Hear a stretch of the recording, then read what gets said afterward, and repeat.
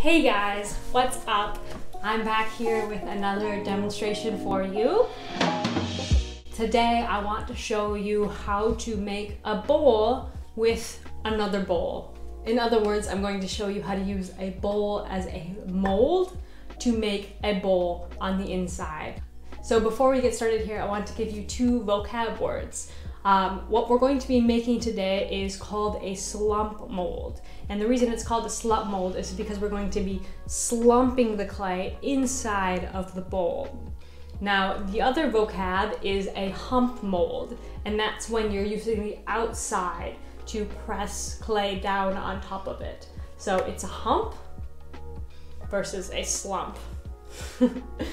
So one thing that you really need to keep in mind is the material that you're using for your mold. So this is a finished ceramic bowl, so it actually is not porous at all, which means we need to line it with something. So I'm going to use a cloth to stick inside of the bowl so that we can remove the clay from it afterwards. If we don't stick a piece of fabric inside the bowl and just stick the clay in it, it's actually going to stick to the bowl and you're not going to be able to remove it.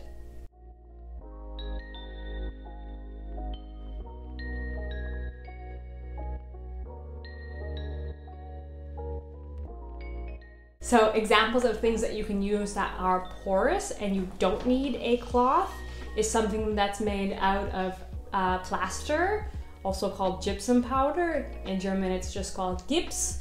That is something that's really commonly used in the pottery studio to make these types of molds because it is so porous. So write me to let me know if you want me to show you how to make a mold out of plaster, because it's actually quite straightforward and definitely something that you can do at home. Another option that you can use that is a porous surface is a terracotta pot. So the classic terracotta pot is still a porous ceramic. That's why plants love it. So you could also use a form maybe you have around your house of a terracotta pot that is in a shape that you would like to make.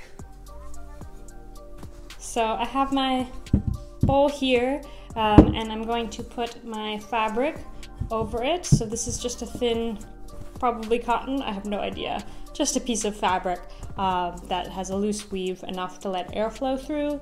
And I'm going to set it in here and try and work out as few wrinkles as possible by keeping it really tight, but of course wrinkles are inevitable in such a rounded shape. So I've got my clay, and what I'm gonna do is just make little balls with the clay, and I'm gonna push that into the bowl. So there's my first ball. Grab another one. Something like this, and push it into the bowl. So when you're pushing your second one in, you want to make sure you're overlapping and also smoothing it into the first one. So I'm pushing it nice and in there.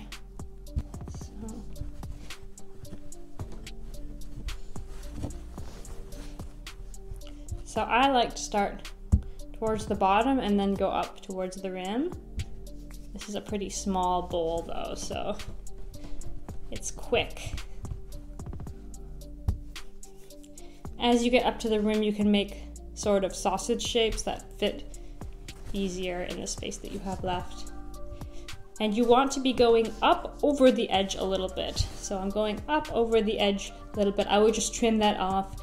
This is how I make sure that I'm going all the way up to the edge on all sides.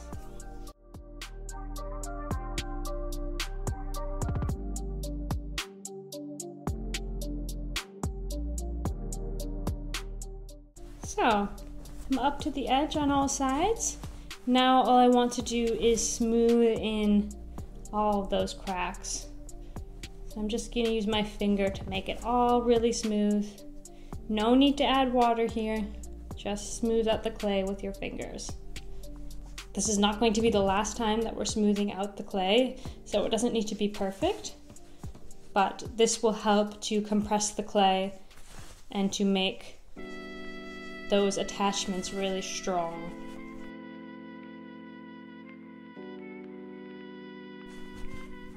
So I'm just going to let this sit for a little bit so that it can dry out, firm up, and retain its form. So I will let it sit for about an hour, or you can also put it in front of the fan for about 15 minutes, see how firm it is, and then you can take it out. Okay guys, so I've had it in front of the fan for about 15 minutes, and now I can just take it out by simply setting the bowl down on the table, and I'll just lift it with the fabric into my hand like that. Ta-da! So our bowl is quite firm now. It's I can still bend it. You see, I can still bend it, but it's not going to lose its shape. If I set it down on the table like that, it's not going to start slumping like it might otherwise do. So next I want to trim the rim a little bit. I don't need the fabric for this anymore because I'm not going to be pushing the clay into the walls of the bowl. Really important that you don't do that because then it will stick. So if you're worried that you're going to do that, just put the cloth back in, but it's not necessary. Okay, so I have my knife and I also have a spoon. So first I'm going to set my piece back into the bowl, and with my knife we'll trace around the edge to cut it off.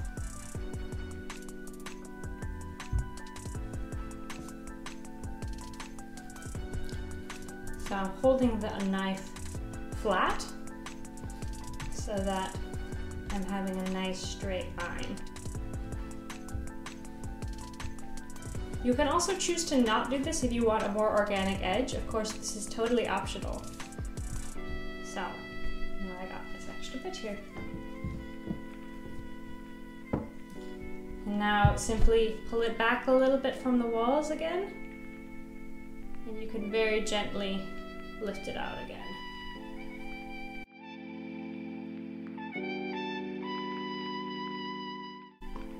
There we go. Ta-da! So, additionally, we can spend some time smoothing out these edges. So what I really don't like myself is when the edges are so sharp. I find that when they're finished, it's just too sharp and it can cut you actually. So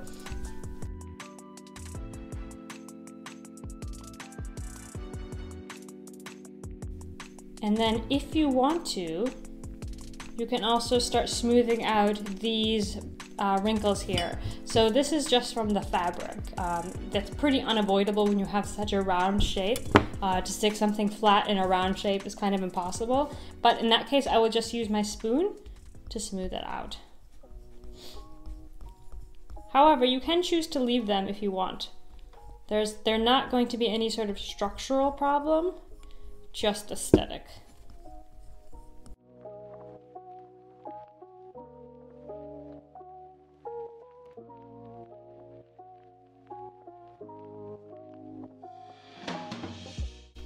When you're smoothing out your clay now, you absolutely do not want to be adding water. That is just going to bring your clay back into a wet mess. That will go against exactly what you did by setting it aside to dry for a while. So we want to keep it in its firm shape so that it holds its form. So you see all these little ridgy bits that you get from using the spoon, and you also get those from using a rib. That's what I like to go back over with my finger in the end, because then you can just smooth those right back in.